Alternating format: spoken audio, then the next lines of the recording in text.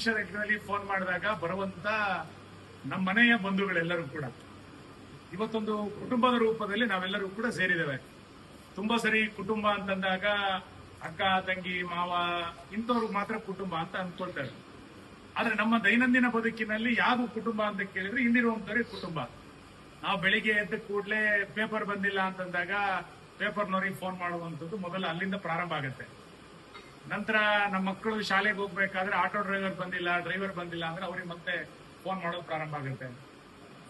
Current ಏನಾದ್ರು ವ್ಯತ್ಯಾಸ ಆಯ್ತು ಅಂತಂದಾಗ ಬಾಲುಗೆ ಫೋನ್ ಮಾಡಿ ಬಂದಿಲ್ವಾ ಅಂತಂದಾಗ ಜೋರು ಮಾಡೋದು ಶುರು ಆಗುತ್ತೆ.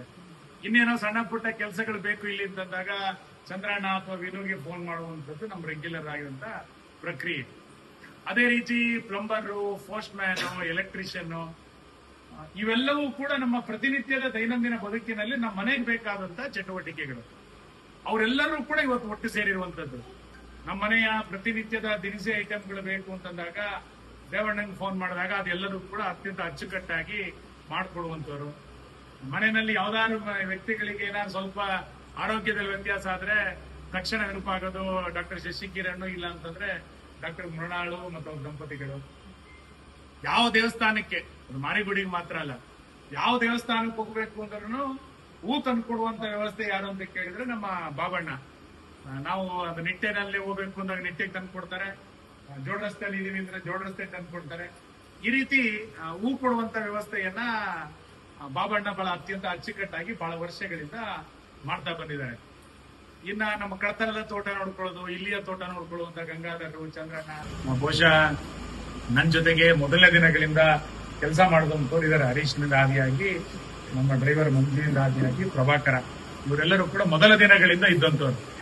ನಮ್ಮ ಕಾರ್ಕಳದ ಕಳೆದ 20 ವರ್ಷಗಳಿಂದ ನಮ್ಮ ಕಚೇರಿಯಲ್ಲೇ ಎಲ್ಲ ಚಟುವಟಿಕೆ ನೋಡ್ತಾ ಇರುವಂತ ಹರೀಶ, ಶಶಿ, ಸುಶೀಲಕ್ಕ ಇಲ್ಲವರು, ಸುಶೀಲಕ್ಕ, ಇಡೀ ಕಚೇರಿಯ ನಿರ್ವಹಣೆ ಮಾಡ್ತಾ ಇರುವಂತ ಸುಶೀಲಕ್ಕ, ಪ್ರಕಾಶ, ಈಗ ಬಂದಿರುವಂತ ಪ್ರಮಿತ್, ಕಳೆದ 3-4 ವರ್ಷಗಳಿಂದ 5-6 ವರ್ಷಗಳಿಂದ ಕೆಲಸ ಮಾಡ್ತಾ ಇರುವಂತ ಆನಂದ್, ರಾಘು, ಇವರೆಲ್ಲರೂ ಕೂಡ ನಮ್ಮ ಟೈಲರು,